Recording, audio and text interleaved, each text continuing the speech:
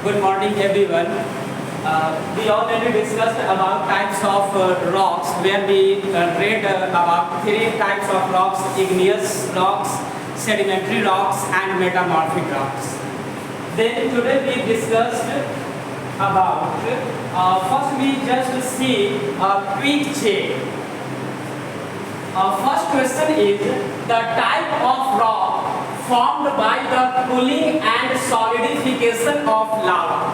Means वह कौन सी rock है आपका जो कूल होकर के मतलब ठंडा होकर के वह सॉलिडिफिकेशन मतलब एकदम ठोस के जैसा एक पत्थर स्टोन के जैसा हो जाता है, ठीक ना, लावा से।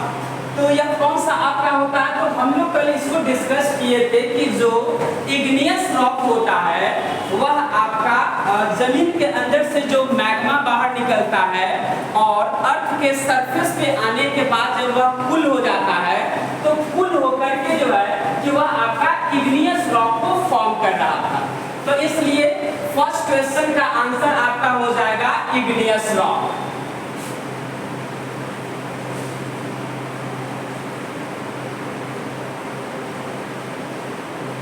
And second question is the type of rock that is formed from broken pieces of rocks. हम लोग इसके बारे में भी देखे थे कि जो इग्नियस रॉक होता था उसका जब विदरिंग होता था, विदरिंग करने का मतलब होता है कि छोटे छोटे पीसेज में टूटना। तो जब वह एयर के कारण, वाटर के कारण जो है कि जब वह छोटे छोटे पीसेज में टूट रहे थे तो टूट करके जो है कि वह नदी के पानी के साथ जो है फ्लो होकर के कहीं पे स्टोर हो रहे थे, डिपॉजिट हो रहे थे सी के अंदर। और वहां पर एक जो है कि एक नई तरीके का रॉक बना रहा था जिसको हमने नाम दिया था सेडिमेंट्री रॉक। और ये जो सेडिमेंट्री वर्ड था वह सेडिमेंटम वर्ड से जो है आपका आया हुआ है, सेडिमेंटम। नेक्स्ट तो ये आपका आंसर इसका हो जाएगा सेडिमेंट्री रॉक।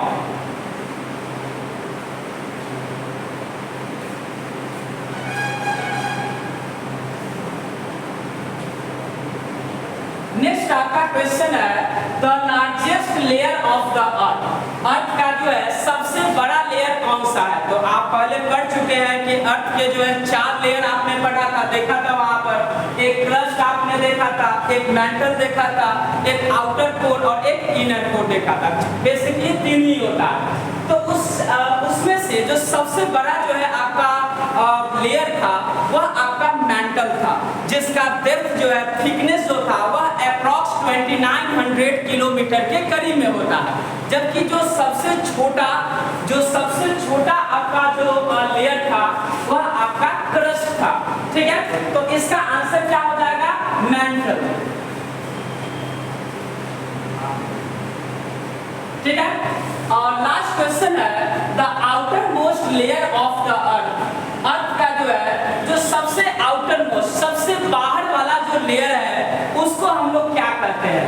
तो आउटर मोस्ट लेयर जो है उसको हम लोग क्रस्ट कहते हैं, भूपर्पटी उसको कहा जाता है। और जिसका जो थिकनेस था वह आपका 8 किलोमीटर से लेकर के 65 किलोमीटर के बीच में जो है यह हुआ करता था। तो the outermost layer of the earth is crust, ठीक है। तो यह आपका क्विक चेक था, 4 क्वेश्चन था जो आपको करवाया गया है, अच्छे से कॉपी में कीजिएगा। अब नेक्स्ट टॉपिक आपका स्टार्ट होता है यहाँ से मिनरल। मिनरल का मतलब होता है खनिज, ठीक है। मिनरल हम लोग कहते किसको है? तो इसको डिफाइन में लिखा गया है कि all rocks are made up of naturally occurring substances known as mineral.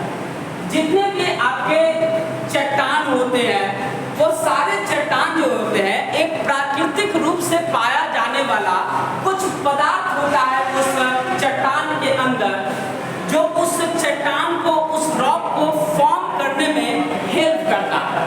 तो वो जो नेचुरल सब्सटेंस है जो रॉक को फॉर्म होने में हेल्प कर रहा है उसको हम लोग क्या बोल देते हैं? तो उसको हम लोग मिनरल बोल देते हैं, खनिज बोल देते हैं, ठीक है। ये जो मिनरल्स होता है ये 2 तरीके के होते हैं। It means there are 2 types of mineral. First one is metallic mineral and second one is non-metallic mineral. तो minerals कितने टाइप्स होते हैं मिनरल के?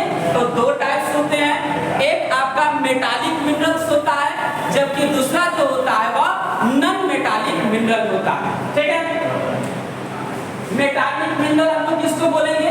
तो metallic minerals are minerals that contains metal. Metallic mineral जो होता है आपका एक ऐसा मिनरल है, एक ऐसा खनिज होता है, ठीक ना, जिसके अंदर मेटल्स पाया जाता है, जिसके अंदर धातु पाई जाती है। तो इसका क्या मतलब है? मेटल्स पाया जाता है। तो मेटालिक मिनरल्स के अंदर मेटल जैसे आयरन हो सकता है, कॉपर हो सकता है, एल्युमिनियम हो सकता है, ये सारे मेटल्स होते हैं, ठीक ना, धातु इसको बोला जाता है। तो जितने भी मेटालिक मिनरल होंगे उस मेटालिक मिनरल्स के अंदर हमको क्या मिलेगा? उससे हमको मेटल्स मिलेंगे, जैसे लोहा, एल्युमिनियम, कॉपर, ये सारे चीज हमको मिलेगा। और को हिंदी में हम लोग अयस्क कहते हैं। और क्या होता है? That metallic mineral from which we get metals called ores. मतलब वो सारे मेटालिक मिनरल्स, ठीक ना, वो सारे मेटालिक मिनरल्स, ठीक ना, जिसको जिससे हमको जो है कि कोई मेटल प्राप्त होता है, ठीक ना, तो उसको हम लोग ओर कहेंगे। वो सारे मेटालिक मिनरल्स जिससे हमें मेटल प्राप्त होता है उसको हम लोग ओर कह देते हैं, अयस्क कह देते हैं। कुछ एग्जाम्पल है आपका ओर का, जैसे क्यूपराइट है। ये जो क्यूपराइट ओर होता है इससे हमको कौन सा मेटल मिलेगा? तो इससे क्यूपराइट से हमको जो है कि कॉपर मेटल मिलेगा। कौन सा मेटल मिलेगा? कॉपर मेटल इससे हमको मिलता है। उसी तरीके से एक ओर का नाम है आपका बक्साइट, ठीक ना। और ये जो बक्साइट होता है, इस बक्साइट से हमको क्या कौन सा मेटल मिलेगा? तो इस बक्साइट से हमको जो है एल्यूमिनियम मेटल मिलता है, ठीक है बुआ। तो इससे एल्यूमिनियम। थर्ड है आपका हेमेटाइट। हेमेटाइट मेटल हेमेटाइट ओर से हमें क्या मिलेगा? तो हेमेटाइट ओर से हमें जो है आयरन मिलता है, ठीक है। तो याद रखेंगे हेमेटाइट ओर से आयरन मिलता है।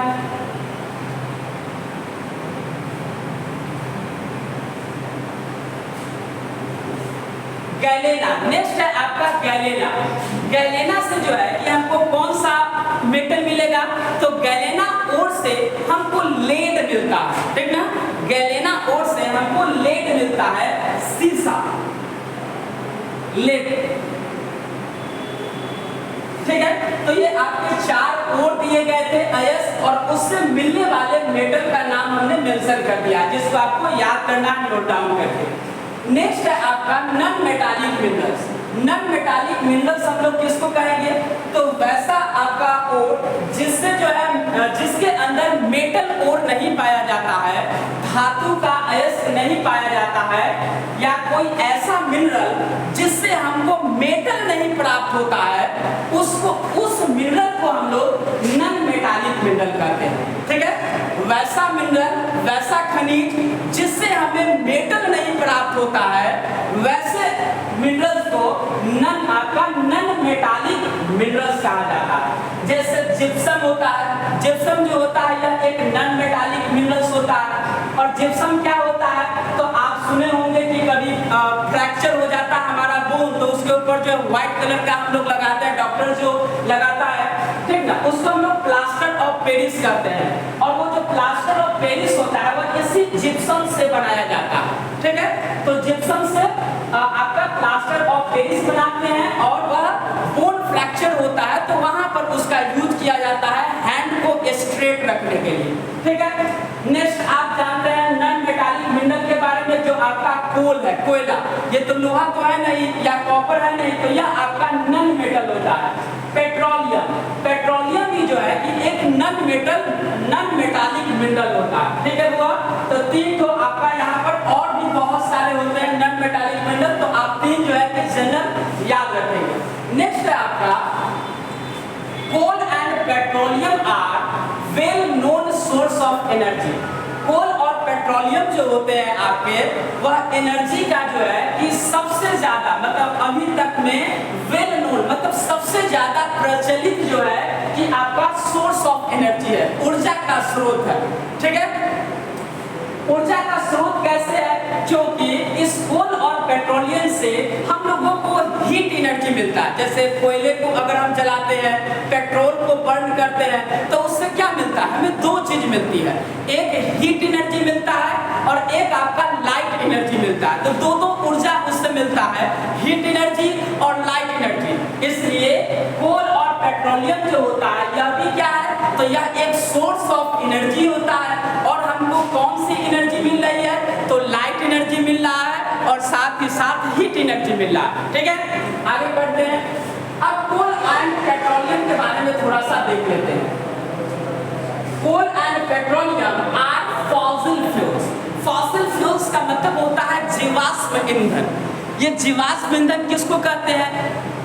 एक ऐसा एनर्जी का सोर्स, एक ऐसा ईंधन, ऐसा फ्यूल जो किसी न किसी लिविंग थिंग्स के डिकम्पोज होने से बनता है, वैसे फ्यूल को हम लोग जो है फॉसिल फ्यूल कहते हैं, जीवाश्म ईंधन कहते हैं। फिर से एक बार सुनेंगे, एक ऐसा फ्यूल, एक ऐसा ईंधन जो हमें किस चीज से प्राप्त होता है? तो कोई ना कोई लिविंग थिंग के डिकम्पोज होने से, और डिकम्पोज होने में इसको मिलियंस ऑफ ईयर लग जाते हैं, कई लाख साल इसमें लग जाता है। तो डिकम्पोज होने के बाद जो है कि हमें ये कोल और पेट्रोलियम, या हम सिंपल सा बोले तो फॉसिल फ्यूल, जीवाश्म ईंधन हमको मिलता है।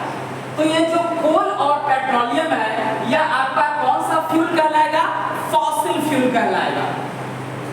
Fossil fuels are resources that are formed from the remains of plants and animals that lived millions of years ago.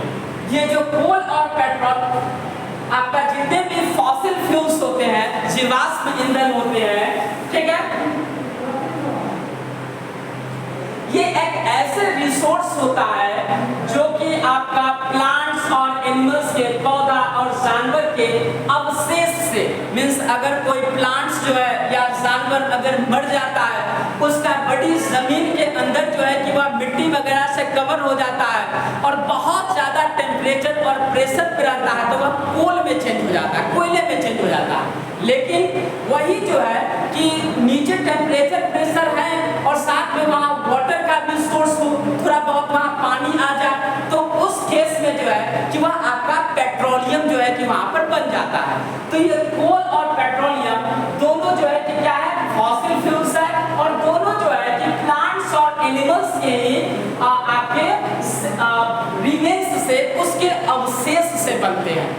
कोल बनने के लिए वहाँ वाटर होना नहीं चाहिए, आराम से वह कोल बन जाएगा बहुत टेम्परेचर और प्रेशर पर। और वहाँ पर अगर वाटर वगैरह होता है तो वह जो है कि आपका डिकम्पोज होकर के बहुत लगभग 300 मिलियंस ऑफ ईयर्स इसमें लगते हैं, और उसके बाद जो है कि वह आपका पेट्रोलियम में कन्वर्ट हो जाता है। We use fossil fuels to generate energy for heating, transportation and electricity.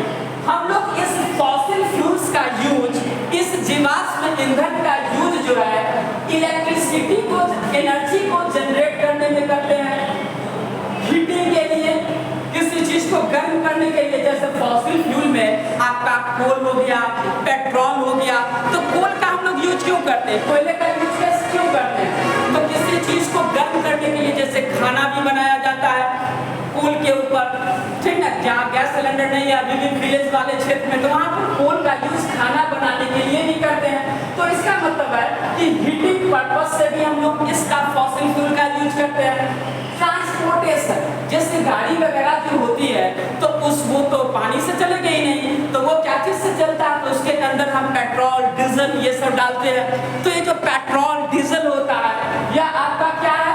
तो वह भी तो आपका फॉसिल फ्यूल्स होता है, वो भी तो जीवाश्म ईंधन होता है। इसलिए फॉसिल फ्यूल का यूज जो है हीटिंग के साथ साथ ट्रांसपोर्टेशन के लिए भी किया जाता है, और इलेक्ट्रिसिटी को भी जनरेट करने के लिए हम लोग जो है कि फॉसिल फ्यूल का यूज करते हैं। कैसे करते हैं? तो जो पावर स्टेशन होता है आपका, वहां पर कोल का यूज किया जाता है बहुत सारा वाटर को गर्म करने के लिए। और जब वाटर गर्म होता है कोल के हेल्प से, तो वहां पर स्टीम बनता है, वाष्प बनता है, और उस स्टीम के हेल्प से बड़े बड़े टरबाइन को घुमाया जाता है और उससे करंट बनता है। तो कोल का यूज वहां पर हो गया इलेक्ट्रिसिटी को जनरेट करने के लिए। या दूसरा आप ये कह सकते हैं कि आपका कोई पार्टी फंक्शन होता है, जनरेटर चलता है, तो जनरेटर भी तो इलेक्ट्रिसिटी हमें देता है, करंट देता है, तो वो भी तो आपका उसके अंदर डीजल का यूज हम लोग करते हैं, तो वहां डीजल का यूज करते हैं, तो वो डीजल भी क्या है, वो भी तो फॉसिल फ्यूल्स ही है ना, ठीक है। तो फॉसिल फ्यूल का यूज हम लोग हीटिंग के लिए, ट्रांसपोर्टेशन के लिए, इलेक्ट्रिसिटी को जनरेट करने के लिए, ये सारे प्रोस्पेक्ट्स में हम इसका यूज करते हैं। नेक्स्ट टॉपिक है आपका formation of coal and petroleum. इसको सिर्फ समझना है कि कोल और पेट्रोलियम का फॉर्मेशन कैसे होता है।